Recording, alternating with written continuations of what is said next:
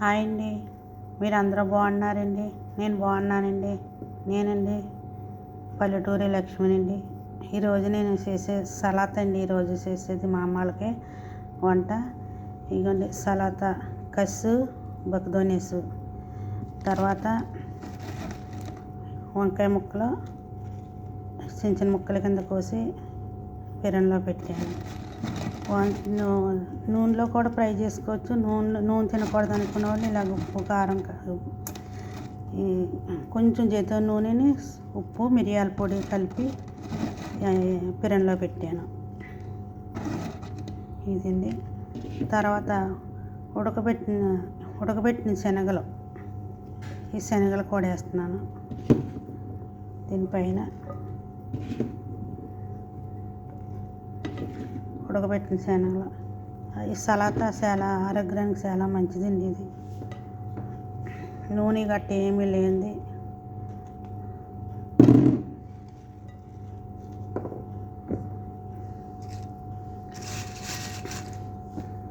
తర్వాత కబోజు అండి, పలసన కబోజు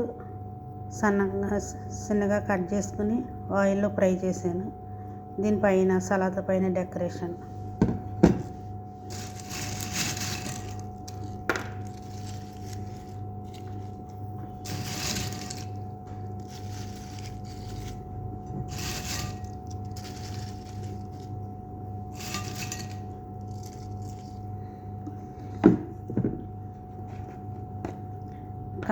కారం లేని పచ్చిమిరకాయలు చిన్న చిన్న ముక్కల కింద కోసి పైన వేస్తున్నాను.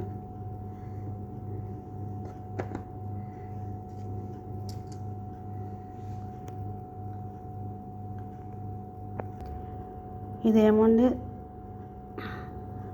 సలాతా సాస్ అండి. పెరుగు, మైనీసు, జైతున్ నూనె, నిమ్మరసం, కొంచెం తోం, అది ఎల్లుల్లిపాయ ఒక్క రేకండి, కొంచెం పంచదార,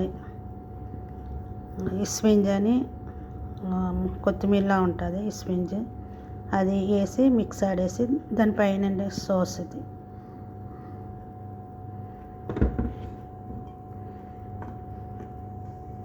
ఇది సాస్ దీనిపైన వేసుకుని తింటారన్నమాట అండి. సాస్ ఇది.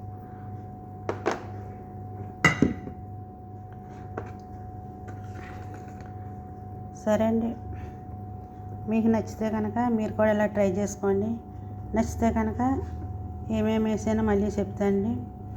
కస్సు బక్దోనేసు సన్నగా కట్ చేసుకుని, వంకాయ చిన్న చిన్న ముక్కలు కోసి, ఇష్టమైన వాళ్ళు ఆయిల్లో ఫ్రై చేసుకోవాలి, ఇష్టం లేని వాళ్ళు చిన్న చిన్న ముక్కల కింద కోసి జైతున్ నూనె, సాల్ట్, మిరియాల పొడి కలిపేసి పెనంలో పెడితే అది అలా గోల్డెన్ కలర్లో వచ్చాక తీసేయాలి.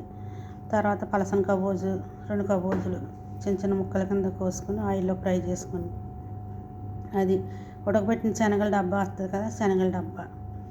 ఇది సాస్ అండి. పెరుగు మైనీసు, ఒక ఎల్లుల్లిపాయ రేక, కొంచెం పంచదార, కొంచెం సాల్ట్, కొంచెం నిమ్మరసం, ఇవన్నీ వేసి మిక్స్ ఆడాను. ఇస్పింజ్ అని బక్దోనేసి వేసుకోవచ్చు, లేదనుకుంటే మన కొత్తిమీర వేసుకోవచ్చు. నేను ఇస్పింజ్ వేసాను. ఇది సాస్ మాట అండి, గ్రీన్ కలర్ సాస్. ఈ సాస్ వేసుకొని తింటారు. ఇప్పుడు వేయకూడదు, ఇప్పుడు వేస్తే నీరు వచ్చేస్తుంది. వాళ్ళు తినే ముందు వేసుకోవాలి ఈ సాస్ పైన. సరే అండి, మీకు నచ్చితే కనుక లైక్ చేసుకోండి, షేర్ చేసుకోండి, సబ్స్క్రైబ్ చేసుకుంటే మాత్రం మర్చిపోద్దండి. సరే అని ఉంటానండి. ఈ ఒక్క వంటే కాదండి, ఇంకా చూపిస్తానండి. ఇదిగోండి మలుపు అంటారండి, మలుపు చుట్టి అండి.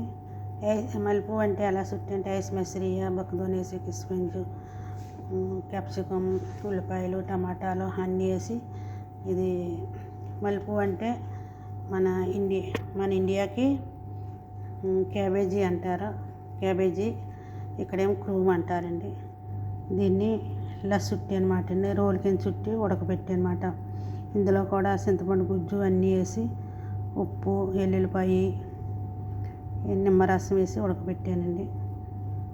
ఇదిగోండి ఇంకో వంట.